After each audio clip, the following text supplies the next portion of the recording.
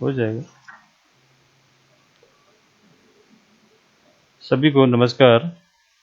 आज आपका 4th year का बीए बीएड के अंतर्गत हिंदी प्रश्न पत्र, हिंदी जो प्रश्न पत्र है उसमें जो दूसरा जो आपका है प्रश्न पत्र का अंश, उसके बारे में अपन बात करेंगे कि दूसरे प्रश्न पत्र में आपका क्या कितनी जो बातें हैं वो सब बातें इसमें आ रही है।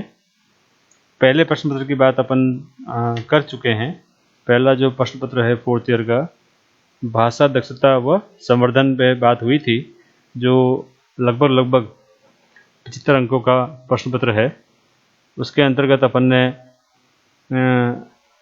भाषा दक्षता संवर्धन की 5 इकाइयाँ जो है उस पर चर्चा करी थी। इकाई प्रथम में भाषा व भाषा के अवबोध थे। इकाई द्वितीय में आधारभूत भाषाई कौशलों का संवर्धन था। तीसरी इकाई में संप्रेषण दक्षताओं का संवर्धन था। चौथी इकाई में भाषा एवं प्रदर्शन कला था। और 5वीं इकाई में सूचना प्रौद्योगिकी, भाषा एवं आत्म विकास पर चर्चा करी थी। इसी प्रकार आपका इसी प्रश्न पत्र के अंतर्गत दूसरा जो पेपर है वो भी भाषा, साहित्य और शिक्षा पर है। अर्थात पूरा प्रश्न पत्र ही आपके भाषा शिक्षा पर ही निर्भर करेगा। इसके अंतर्गत जो आपका है ये भी भाषा, साहित्य और शिक्षा, भाषा, साहित्य और शिक्षा, यह भी आपका लगभग 75 अंकों का प्रश्न पत्र है। इसमें भी आपका 60 अंकों का बाह्य परीक्षा है और 60 अंकों की आंतरिक परीक्षा है। तो 60 अंकों की जो बाह्य परीक्षा है वो विश्वविद्यालय द्वारा, अर्थात महर्षि दयानंद सरस्वती विश्वविद्यालय अजमेर द्वारा प्रश्न पत्र लिया जाएगा। इसके अंतर्गत 5 इकाई है। 5 इकाई है तो कम से कम 12 अंकों की जो 5 इकाई है, 12 पंजे 60, 12 पंजे जो 60 जो है उसके बारे में अपन बात करेंगे। तो 15 अंकों का जो आपका प्रश्न पत्र है वो आपका क्या आएगा, आंतरिक परीक्षा होगी। आंतरिक मतलब जो आपको सत्री कार्य दिए जाएंगे, कुछ प्रोजेक्ट वर्क दिए जाएंगे, वो अपने को करने हैं। अंत में एक प्री बोर्ड जैसे टेस्ट होता है, प्री यूनिवर्सिटी टेस्ट। तो प्रश्न पत्र दूसरा है आपका, इसमें नाम जो है आपका, जो नाम जो है भाषा, साहित्य और शिक्षा, ये आपके हैं। भाषा, साहित्य और शिक्षा, इसके अंतर्गत आपको पहली जो आपकी इकाई है,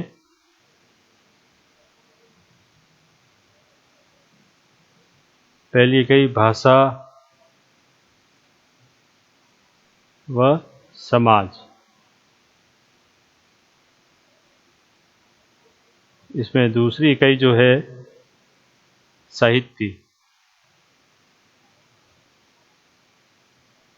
तीसरी इकाई जो है आपकी ये हो गई पहली, ये हो गई दूसरी, ये हो गई तीसरी,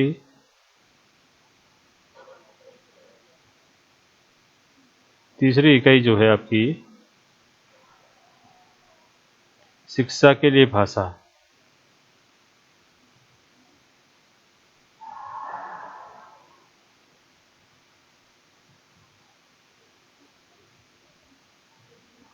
शिक्षा के लिए भाषा, ये तीसरी इकाई है आपकी। इसके अंतर्गत बहुत सी हेडिंग व सब हेडिंग अर्थात शीर्षक व उपशीर्षक काम करेंगे, वो आपके आएंगे। कुल मिलाकर के आपकी 5 इकाइयाँ हैं। उस 5 इकाई के बारे में अपन पढ़ेंगे। चौथी इकाई जो है शिक्षा के लिए साहित्य।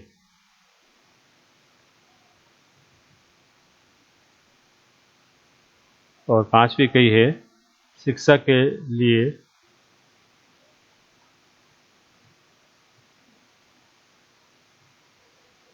पाठ्यक्रम, जिसमें पाठ्यक्रम की बात अपन करेंगे।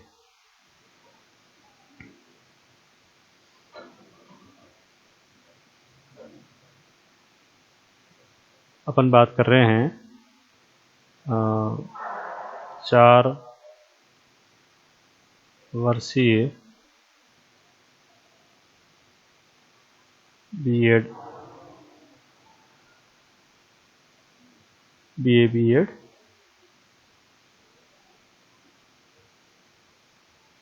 प्रश्न पत्र 2 की बात कर रहे हैं अपन अब आ जाते हैं भाषा एवं समाज।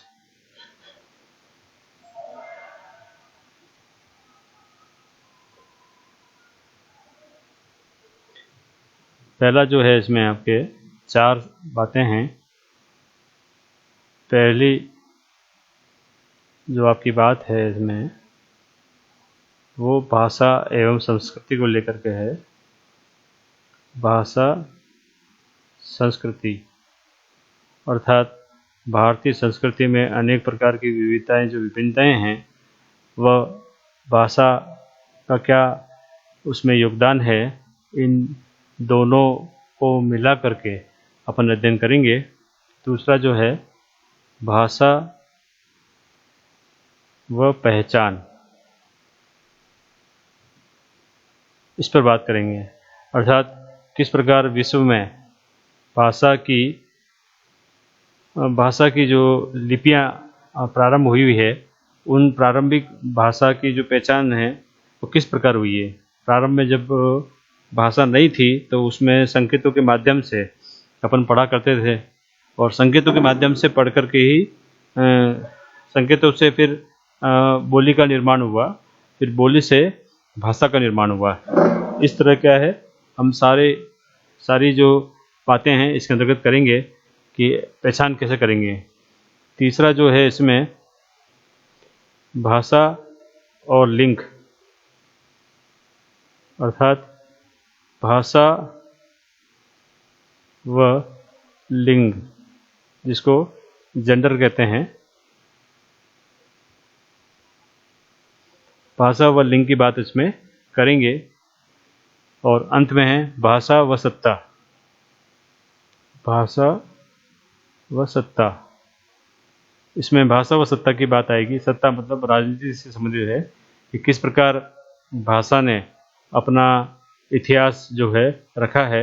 इतिहास से राजनीतिक जो भी उसका राज्य रहे हैं, तो हिंदी का जो क्रमिक विकास है, वो क्रमिक विकास उसके अंतर्गत किस तरह से वो अपभ्रंश हुई, किस तरह से वो भोजपुरी, अवधी या अन्य जो भाषा हुई है, तो भाषा के जो सारे जो रूप है उस सत्ताम्र के अंतर्गत अपन अध्ययन करेंगे। इकाई द्वितीय आपकी जो है ये साहित्य की है, भाषा और साहित्य। तो भाषा और साहित्य में द्वितीय इकाई में आपके आएगा कि कौन कौन सी बातें आपको इसमें आ रही है। अपन यहाँ पर थोड़ा सा देख लेते हैं। साहित्य की अवधारणा एवं भविष्य। साहित्य की अवधारणा क्या रहती है, इसकी धारणा से अवधारणा बनती है, और उसका भविष्य अर्थात हिंदी साहित्य का जो भविष्य है उसके बारे में अध्ययन करेंगे। इसी के अंतर्गत दूसरा जो है साहित्य की महत्ता, ये पहला हो गया। दूसरा है महत्ता का मतलब होता है महत्व। भाषा शिक्षण में साहित्य का अपना महत्व है। जब भाषा साहित्य और शिक्षा की बात करते हैं तो इसमें साहित्य में साहित्यिक भाषा जो आती है, और साहित्यिक भाषा के अलावा किस प्रकार की जो भाषाएं हैं जो चलन में हैं और उसका वर्तमान में क्या महत्व है, उसके बारे में अपन अध्ययन करेंगे। इसी में भाषा एवं शिक्षा का संबंध, यहाँ पर संबंध आ गया है। भाषा एवं शिक्षा का संबंध, अर्थात लैंग्वेज एंड एजुकेशन, क्योंकि इसका सीधा संबंध भाषा व शिक्षा से होता है। क्योंकि शिक्षा जो है हमें भाषा में निपुण बनाती है। जब शिक्षा भाषा में निपुण बनाती है तो वह निपुणता, वह दक्षता, जब अपन शिक्षा ग्रहण करते हैं, चाहे वो शैशव काल में हो, बाल्यकाल में हो, किशोरावस्था में हो या युवावस्था में हो, तो युवावस्था में जब अपन बीए में हिंदी लिटरेचर या सामान्य हिंदी अथवा एमए में अपन साहित्यिक हिंदी या अन्य जो भी उसकी पारिभाषिक हिंदी या सामान्य हिंदी में हिंदी करते हैं, एमए करते हैं, तो उसमें इस प्रकार की भाषा का उपयोग होता है। तो जब भाषा व शिक्षा दोनों आपस में जुड़ती है, भाषा व शिक्षा, तो अनेक प्रकार के क्षेत्र उस बालक बालिका के लिए खुलते हैं और विश्व में वो अपना स्थान रखती है। इसी में जो चौथा जो है आपका, वो है शिक्षा का माध्यम बहुभाषिकता एक संसाधन के रूप में। शिक्षा का माध्यम, मीडियम ऑफ एजुकेशन, अर्थात आजकल सभी अभिभावक चाहते हैं कि भाई मेरा जो बालक बालिकाएं हैं वो अंग्रेजी माध्यम में पढ़कर उसका व्यक्तित्व विकास के साथ साथ में पारिवारिक विकास भी करें। अर्थात संसाधन के रूप में कैसे भाषा को देखा जाता है, इसका आता है। संसाधन मतलब भाई कमाई का जो स्वरूप है वो आता है। तो आजकल हिंदी का भी अपना एक अस्तित्व वर्तमान में आ गया है। हिंदी में भी कई प्रकार की भाषाएं आपको देखने को मिलेगी। अब आप बोलोगे हिंदी साहब देवनागरी हिंदी लिपि में ही लिखी जाती है और बोली जाती है, ऐसा नहीं है। संसाधन के रूप में अब अनेक प्रकार की भाषाएं हो गई हैं। राजनीतिक भाषाएं अलग हो गई है, पत्र पत्रिकाएं की भाषा अलग हो गई है, कार्यालय की भाषा अलग हो गई है। इसी प्रकार यदि हम न्याय की बात करते हैं और न्याय जो भारत की जो न्याय व्यवस्था है, तो वहाँ पर उनकी जो भाषा है वो थोड़ी भिन्नता लिए हुए हैं। जहाँ पर हिंदी चलती है निचली अदालतों में, क्योंकि उच्च न्यायालय और उच्चतम न्यायालय में तो केवल अंग्रेजी ही चलती है। अभी फ़िलहाल वहाँ पर हिंदी का रूप आपको ज़रूर मिल जाएगा, परंतु अंग्रेजी को ही वे मान्य करते हैं। लेकिन परंतु निचली अदालतों में जो हिंदी भाषी जो देश है वहाँ पर अभी भी इसकी संसाधन के रूप में क्या है। और इसके अलावा जो आपकी जो शिक्षण की जो भाषा है वो उच्च स्तरीय लिए हुए है, संकष्टनिष्ठ हिंदी भाषा है। पत्रिकाओं की जो भाषा है वो थोड़ी अलग आती है, अलग होती है, आती तो नहीं है, अलग ही होती है। तो इन सभी संसाधन के रूप में अपन इसका अध्ययन करेंगे। अब अपन चलते हैं चौथी इकाई में। चौथी इकाई में आ रहा है शिक्षा के लिए साहित्य, अर्थात शिक्षा में साहित्य की भूमिका क्या रहती है। शिक्षा में रोल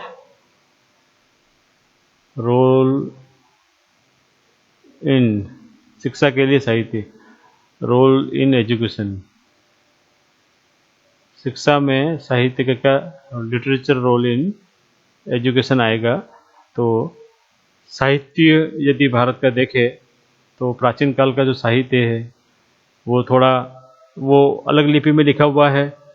उसका शिक्षा यदि अपन पढ़ेंगे तो आपको वहाँ पर दर्शन की बातें, आपको अनेक जो विचारक हुए हैं, चाहे वो पाश्चात्य हो चाहे वह भारतीय हो, वो सभी के जो दर्शन हैं उनसे संबंधित बातें आएगी।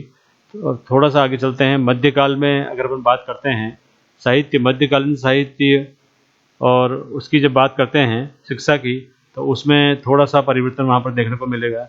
परंतु जैसे ही कई प्रकार के जो आक्रमण हुए हैं, कई प्रकार के धार्मिक आंदोलन हुए हैं, कई प्रकार के साहित्यिक और शैक्षिक आंदोलन भी हुए हैं, तो वहाँ पर उनका रूप परिवर्तन आपको देखने को मिलेगा।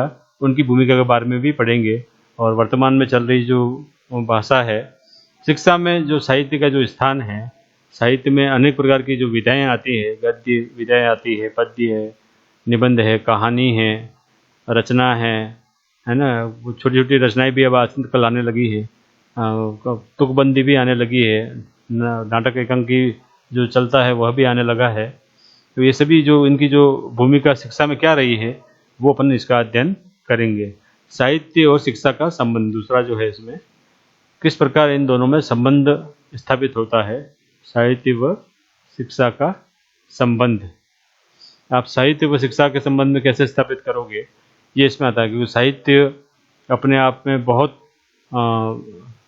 ही आगे बढ़ कर के अपना योगदान रखता है समाज में। इसी प्रकार जब शिक्षा का प्रारंभ हुआ, देवनागरी लिपि और अन्य भाषाओं जो इसके साथ में चली है, क्षेत्रीय भाषाएं भी इनके साथ में चली है, किस प्रकार इसने अपना योगदान दिया है, इन दोनों के बीच में जो संबंध है वो किस प्रकार स्थापित समय रहते स्थापित हुए हैं, उसके बारे में अपन अध्ययन करेंगे।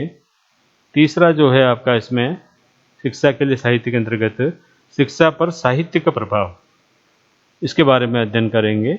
शिक्षा अपने आप में आजकल ग्लोबलाइजेशन की ओर बढ़ रही है और साहित्य जो है इसका महत्वपूर्ण योगदान होता है, क्योंकि साहित्य समाज का दर्पण होता है। जब समाज में जो भी घटता है वो साहित्य में कहीं न कहीं किसी न किसी रूप में हमारे समक्ष आता है। साहित्य कई प्रकार के जो विधाएं हैं उन विधाओं में लिखा जाता है और वही विधाएं हमारे शिक्षा के अंतर्गत आती है और शिक्षा में उनको स्थान मिलता है। चाहे वह प्राचीन काल का साहित्य हो, चाहे मध्यकालीन का साहित्य हो, चाहे वर्तमान का हो, चाहे समसामयिक की साहित्य हो, वो सभी शिक्षा में उनको समायोजित करके किस प्रकार पढ़ाते हैं और उसका सकारात्मक प्रभाव समाज पर क्या पड़ता है, इसके बारे में अपन यहाँ पर अध्ययन करेंगे। शिक्षा के लिए पाठ्यक्रम, ये बहुत अच्छा है। इसके अंतर्गत शिक्षा में पाठ्यक्रम, पाठ्यचर्या और पाठ्य पुस्तकों की भूमिका, ये तीन जो है वो आपकी अलग अलग बातें इसमें आ रही है। पाठ्यक्रम, पाठ्यचर्या, पहला है पाठ्यक्रम, दूसरा है पाठ्यचर्या और तीसरा है पाठ्य पुस्तक। ये तीन जो बातें हैं वो इसमें आ रही है। पहला पाठ्यक्रम आ रहा है, दूसरा है पाठ्यचर्या, तीसरा है पाठ्य पुस्तक। पाठ्य पुस्तक की बात करें जो कक्ष में शैशवावस्था से लेकर के किशोरावस्था तक चलती है, अर्थात LKG से मान लीजिए या प्रथम कक्षा से लगा लीजिए और 10वीं से या 12वीं तक की जो पुस्तकें हैं वे सभी पाठ्य पुस्तक अंदर आती है। पाठ्य, ऐसे पाठ्य जिसमें गद्य, पद्य, निबंध, कहानी, लेखन, अन्य प्रकार की जो गद्य और भी जो सामग्री है, रचना लेखन, वो सभी इस पाठ में समायोजित होती है। पाठ्य जो पुस्तकें का जो निर्माण होता है वह स्तर के अनुसार होता है। पहली में भी गांधी को पढ़ाया जाता है और 10वीं में भी महात्मा गांधी को पढ़ाया जाता है, परंतु पहली कक्षा को में जो गांधी को पढ़ाया गया है उस गांधी की जो भाषा होगी वो स्तर के अनुसार होगी, उसका जो स्तर जो होगा वो उसके अनुसार रखा जाएगा, उसको सामान्य बोलचाल में लिखा जाएगा। तो ये सभी बातों को ध्यान में रखते हुए पाठ्य पुस्तकों का निर्माण किया जाता है।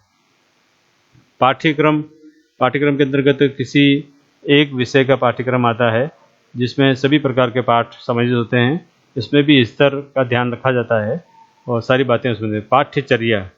पाठ्यचर्या यदि आप कोई कोर्स करते हैं, जैसे मान लीजिए आपने STC कर रहे हैं, B.Ed कर रहे हैं, अर्थात BPEd कर रहे हैं, तो उस पाठ्यचर्या का पूरा सिलेबस आएगा जिसको अंग्रेजी में सिलेबस कहते हैं। तो सिलेबस में सारी उसमें कौन कौन सी बातों को ध्यान रखते हुए उसके सिलेबस में रखना है, ताकि उसका व्यक्तित्व विकास के साथ साथ में वर्तमान की जो समसामयिक की बातें हैं वह भी उसमें समाहित हो और समाज में जो रूप परिवर्तन हुआ है उसका भी बात उसमें समाहित हो।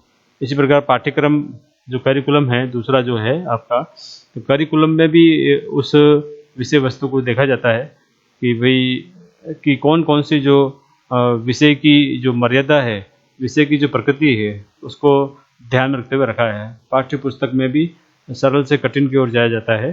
पहले जो छोटे बच्चों की चित्र के माध्यम से और अनेक प्रकार की सरल भाषा से उसको इंगित किया जाता है, परंतु जैसे जैसे वो बड़ी कक्षा में जाता है तो भाषा का स्तर भी धीरे धीरे उच्च होता जाता है। अब अपन बात करेंगे पाठ्यचर्या, पाठ्यक्रम, पाठ्यपुस्तक और कक्षा संप्रेषण में भाषा की भूमिका एवं शिक्षा में मूल्यांकन, भाषा के पार पाठ्यक्रम की अवधारणा। तो काफ़ी कुछ बातें हैं जो इसमें अपन करेंगे। कुछ आपको भी काम करने हैं एज ए टीचर के रूप में, क्योंकि आप 4th ईयर में आ चुके हैं और 4th ईयर में 90 दिन की जो है आपका अभिनवन कार्यक्रम होगा महाविद्यालयों में। तो सॉरी विद्यालय में होगा, महाविद्यालय अपना है। तो जैसे आप विद्यालयों में जाते हैं तो वहाँ पर 20 लेसन तो आप प्राथमिक स्तर के, उच्च प्राथमिक जो स्तर होगी 5वीं से 8वीं जो बालक बालिकाएं हैं उनको पढ़ाना है आपको। साथ ही साथ 10 जो लेसन हैं आपको अवलोकन के भी देखने हैं। इसके साथ में साथ 4 से 5 शायद आपको वहाँ पर जो अपने जो आप पाठ दोगे तो उसका क्रिटिसाइज होगा, अर्थात समालोचना होगा। तो समालोचना पाठ के भी आपको 4 से 5 पाठ अलग अलग विधाओं में आपको देने पड़ेंगे। गद्य है, पद्य है, कहानी है, निबंध है, ये जो है व्याकरण है। तो ये आपके क्या है प्रकार है। इसी सेम टू सेम या इसी प्रकार की जो भी है आपको उच्च कक्षाओं में भी कक्षाएं जब इंटर्नशिप के लिए जाओगे तो आपको लेनी है। तो वहाँ पर भी आपको कम से कम 20 लेसन आपको वहाँ भी आपको लेने हैं। तो जब 20 लेसन आप वहाँ उच्च कक्षाओं में लोगे तो वहाँ पर आपको हिंदी के अनुसार आपको शिक्षण कार्य करना होगा। और हिंदी में जो अलग अलग विधाएं हैं, कहानी है, क्योंकि वहाँ पर हल्का सा काव्य या महाकाव्य भी अलग प्रश्न पत्र के रूप में पढ़ाया जाता है। तो उसको किस तरह से पढ़ाना है उसकी विधाएं भी आपको आनी चाहिए। तो 20 प्लस 10 तो आपके वो वाले लेसन हो जाएंगे जो अवलोकन वाले होंगे, और प्लस जो आपके जो है 4 जो है वो आपके क्या होंगे अवलोकन के लेसन होंगे। अवलोकन में अपने ही भाई बंधुओं का अवलोकन आपको करना है और अवलोकन करके उसमें ये पता करना है कि भाई शिक्षण कार्य करते समय अनेक प्रकार की जो हिंदी में विधाएं हैं जब उसको पाठ को पढ़ाया जाता है तो किस प्रकार की मतलब जो समस्याएं आती है, किस प्रकार के आप समस्याओं का समाधान करते हैं, क्या आप सुझाव देना चाहते हैं। वहाँ जो छोटे छात्र जो होंगे उस स्तर के छात्र छात्राओं का समय रहते आप कैसे निदान करोगे, ये सारी बातें इसमें आती है। इसमें भी 20 प्लस 10 प्लस 4 तो बराबर आपका जिस दिन आप शिक्षण कार्य कर रहे हो उस दिन आप अवलोकन कार्य नहीं करेंगे, है ना। तो इस बात का आपको विशेष ध्यान देना है। जिस दिन आप अवलोकन कार्य कर रहे हो उस दिन शिक्षण कार्य नहीं करना है। और ये तो आपका समालोचना पाठ है जो आपको समय रहते वहाँ पर देना पड़ेगा, और वहाँ पर नहीं दे पाएंगे तो यहाँ पर महाविद्यालय में आकर के यहाँ पर भी आप इसको कर सकते हो। तो 20 10 प्लस 4 34 दिन तो इधर हो गए आपके, और 34 के आसपास इधर भी हो गए आपके। तो 34 34 आपके बराबर आपके कितने हो रहे हैं 68 दिन हो रहे हैं। वैसे आपके 90 दिन यहाँ पर आप शिक्षण के लिए जाओगे, जो अन्य कार्य भी आपको वहाँ पर करने हैं। तो धीरे धीरे जब आप कार्य करोगे तो आपको सारा ध्यान में आ जाएगा। इसमें यहाँ पर अध्यापकीय अभ्यास जो शिक्षक की प्रैक्टिस के दौरान जो आप काम करोगे, विद्यार्थी समूह में कार्य करेंगे, लेक्चर संपर्क कालांश में अर्जित ज्ञान पर एवं उसके व्यवहारिक बिंदुओं पर कार्य करेंगे। समूह में पढ़ाना को बढ़ावा दे सकते हैं, कठिन विषय वस्तु को शिक्षण के दौरान सुलझा भी सकते हैं। यहाँ कहने का अर्थ ये है कि जो भी आप यहाँ कार्य कर रहे हैं 34 लेसन तो आपके हो गए हैं, उसमें भी हो गए हैं। तो जब यहाँ 34 लेसन हो रहे हैं तो प्लस आपके 10 जो है यहाँ क्या होगा समूह शिक्षण, अर्थात आप कहोगे कि भी हमारे महाविद्यालय के तो विद्यार्थी हमारे साथ में है नहीं तो समूह कैसे बनेगा। अन्य जो महाविद्यालय के जो बीएड कर रहे होंगे वह भी आपके विद्यालय में कहीं ना कहीं किसी न किसी रूप में इंटर्नशिप कर रहे होंगे, तो उनके साथ में मिल करके आप और दोनों एक ही पाठ को 2 लोग या 2 से 3 लोग मिल करके कितना अच्छा उसकी कठिन जो विषय वस्तु हो उसको सरल बना करके आप पढ़ाते हो। तो 10 जो लेसन हैं वो समूह में भी आप पढ़ा सकते हो, और यहाँ पर भी जो आपके जो 10 लेसन हैं वो भी आप पढ़ा सकते हो। तो 68, 78 और 88 लगभग आपका पूरा जो है 88 डेज का जो कार्यक्रम है वो बनेगा। साथ ही साथ इसमें अनेक प्रकार के आपको कार्य भी करने हैं जो वहाँ पर स्कूल चलाने के लिए कौन कौन सी उसकी विषय वस्तु या फिर अध्यापक अध्यापिकाएं या फिर एक पूरा टीम मैनेजमेंट मिलकर के पूरा काम करते हो, उसको भी आपको मद्देनज़र रखना पड़ेगा। अंत में होने वाली जो परीक्षा है आपकी 60 अंकों की, जो शुरू में मैं कह चुका हूँ, एक बार पुनः कहना चाहूँगा कि हर एक इकाई में से आपको 12 अंकों के प्रश्न पूछे जाएंगे। 5 इकाई इसमें है जो अपन चर्चा कर चुके हैं। 5 इकाई में पहला है भाषा व समाज, दूसरा है साहित्य, तीसरा है शिक्षा के लिए भाषा, चौथा है शिक्षा के लिए साहित्य और पांचवा जो है शिक्षा के लिए पाठ्यक्रम। तो हर एक 12 पंजे 60, 12 अंकों का प्रश्न पत्र हर एक इकाई में से आएगा, इसको आपको ध्यान रखना है। 2 सत्रीय कार्य आपको करने हैं, वो क्या करने हैं वो हम आपको बताएंगे, जिसके लगभग 10 अंक आपको दिए जाएंगे। इसमें से 2 प्रयोगात्मक परीक्षाएं एवं एक मौखिक प्रस्तुतिकरण और एक लिखित प्रयोगात्मक परीक्षा भी आपको लेनी है और जो 5 अंकों की होगी। इस प्रकार क्या है आपका 15 अंकों का प्रश्न पत्र ये आएगा, जो आंतरिक परीक्षा के रूप में लिया जाएगा, जिसमें महाविद्यालय की समिति बनेगी, वो समिति उसको निर्धारित करेगी। एक समीक्षात्मक प्रश्न प्रत्येक इकाई से पेपर से पूछा जाएगा जो 12 अंकों का होगा। ये एक अलग ये बात शायद इसमें नहीं है, बस आपको तो ये ध्यान रखना है कि प्रश्न पत्र जो है जो MDS यूनिवर्सिटी का आएगा वो आपका 60 अंकों का होगा। प्रत्येक यूनिट में से एक आएगा तो 12 पंजे आपके 60 अंक होंगे। इसी प्रकार ये होगा आपका एक्सटर्नल, क्या हो गया एक्सटर्नल मतलब बाह्य परीक्षा, और ये हो गया इंटरनल मतलब इंटरनल आंतरिक परीक्षा। तो ये आपके इस प्रकार से होंगे जो 15 अंकों की होगी, जिसमें से आपको प्रोजेक्ट वर्क सशस्त्रीय कार्य आपको करने हैं और बाकी जो शेष है वो 5 अंकों का वो। आप सभी से निवेदन है कि यदि महाविद्यालय की फीस नहीं भरी है तो कृपया भरने का प्रयास करें और भर करके भरें तो ज़्यादा अच्छा होगा।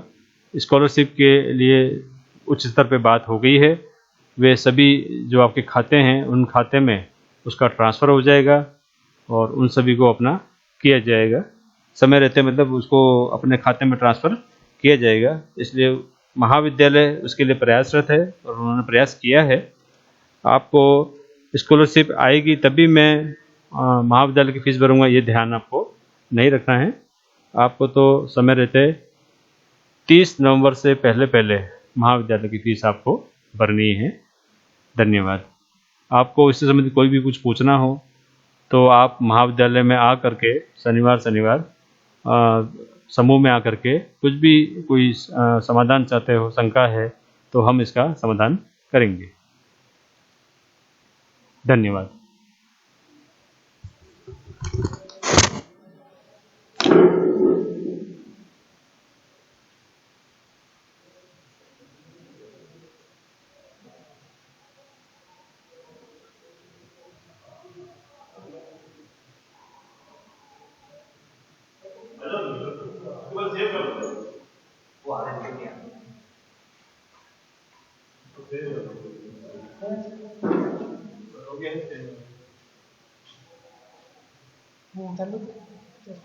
बंद करना।